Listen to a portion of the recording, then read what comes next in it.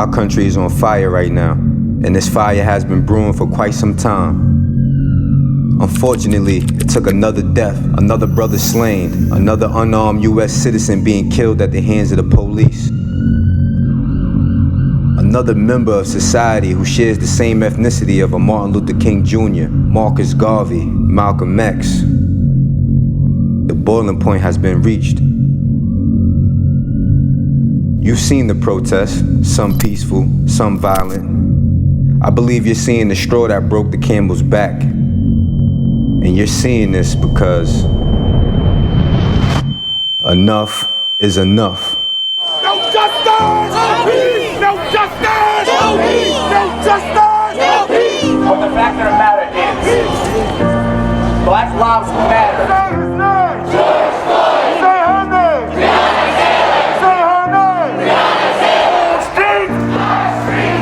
This is the point that we're at. You seeing all this madness, all this anger. We're at the point to where we're willing to die for our freedom, for our kids, for our nieces, our nephews, for the next generation, for the youth. It's like, how long can you stand when your back's against the wall? When your back's against the wall, there's only one other place you can go. I believe that's what you're seeing right now amongst the African American community, as well as our fellow countrymen and women who are for the freedoms and liberties and basic human rights of the people in this free republic. Like, we've been fighting this for years and years. For some folks in this country, this is their first time experiencing the pandemic, while others, we were already born into one. Effective change is not going to happen until European Americans, Asian Americans, Native Americans, Latinos, and every other ethnic group outside of this targeted demographic stand together on a united front against the injustices being done to their fellow Americans. It took a group of people that was even younger than me. One of your brothers is standing right here. My heart beats just like yours. And we want shit changed. If you're not a part of the historically disenfranchised, if you don't look like us, and by us I mean having a lot of melanin in your skin, and you want to march alongside of us, and you want to really support us, if you're not willing to die, and if you're not willing to take it to that level and beyond for our freedom, your support is null and void, because this is the extent we are willing to go to. We are at this point right now. We're no longer settling for being free-ish. We need to be completely free, and we're willing to achieve that by any means. We no longer want to risk losing a son, losing a daughter, a niece, a nephew, a loved one, another member of our family. This is the type of time that we're on. And if you can't match this level of conviction, your support doesn't mean shit to us. What do we want? Justice! What do we want it? Yeah. We've been here all week. They say behind every man is a strong woman, right? I say beside every man is a strong woman. Everybody is not the same. Everybody has different personalities. Everybody has different ways of expressing themselves. So when you see my people on the front lines, you're seeing their rage in different forms. Some of it may not be a popular opinion, but it's expression nonetheless. Why does this happen? My friend's dad, he told me, you gotta understand that you're a young black man living in America. When he told me that, it brought a tear to my eye. Because it shouldn't have to be a reason that I go outside and gotta be scared for my life for the people that's supposed to protect us. Dying words where I can't breathe. If you ain't scared of these police, let me hear you say nah, nah, nah, nah. A foot on their neck because that's all they respect. You're a human. You're a human. And as a human race, we need to do better.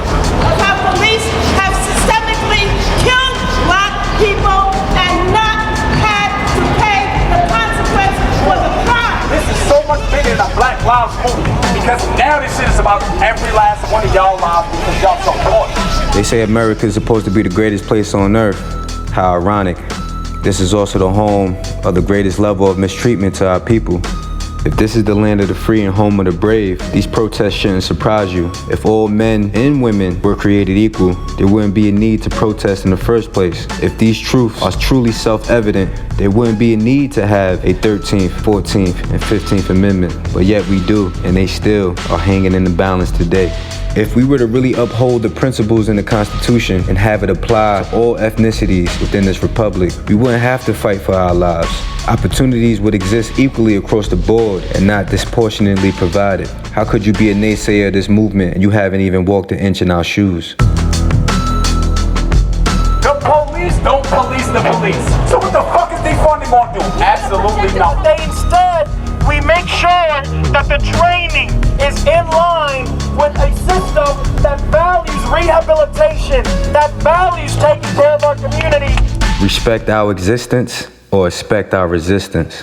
The system of racism, the system of police brutality. Not all cops are bad.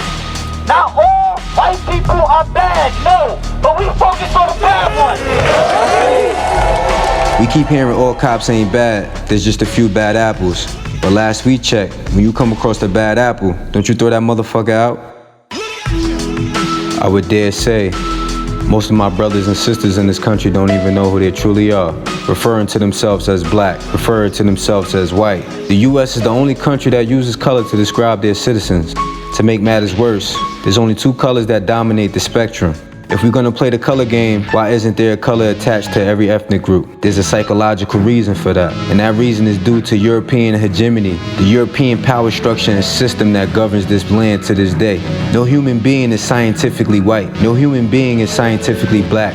This color and labeling system stems from a God complex to divide and conquer.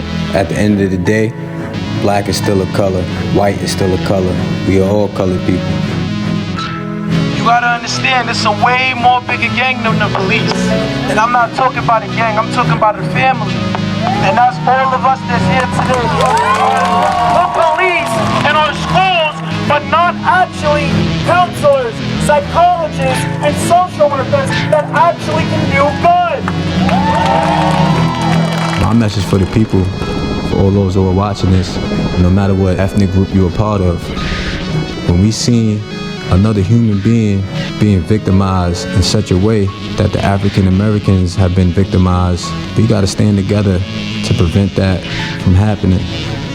That's what's gonna make the world a better place. And my dad started talking to me about the Roger King riot, and it just blew my mind that so many people can hate me just because of the color of my skin. We gotta protect our communities by any means necessary.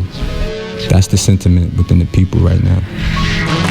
Take what you learned from this moment and just pass it on to the next person. We gotta protect our kids by any means necessary. We see white, we see black, Hispanic, everybody is here right now. We got the world's attention, we can't stop protesting. We gotta get our freedom by any means necessary. Covered with their fingers in the air to the law. That's who these politicians need to listen to, because we control the streets. We gotta get justice by any means necessary.